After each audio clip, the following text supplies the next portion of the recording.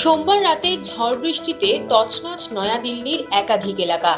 ঝড় বৃষ্টিতে প্রায় 100 গাছ উপড়ে পড়েছে রাস্তায়, ভেঙে পড়ে একাধিক বাড়ি, ব্যাহত হয় যান চলাচল, বিপর্যস্ত হয়ে পড়ে জনজীবন।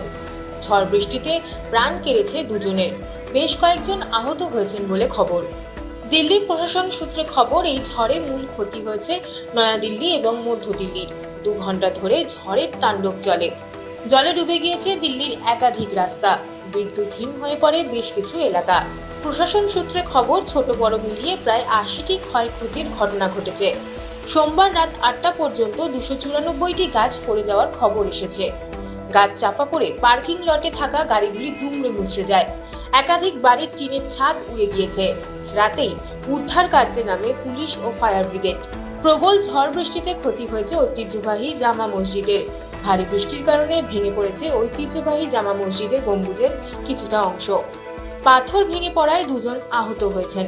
এদিকে জামা মসজিদের কাছে একটি বাড়ি ধসে মৃত্যু হয়েছে 50 বছর বয়সী কৈলাস নামে এক ব্যক্তি। ঝড়ের সময় তিনি বাইরেই দাঁড়িয়েছিলেন বলে খবর। অন্যদিকে দিল্লির আঙ্গুরিবাগে গাছ চাপা পড়ে মৃত্যু হয় 65 বছর বয়সী বাসির বাবা নামে আরও এক ব্যক্তির।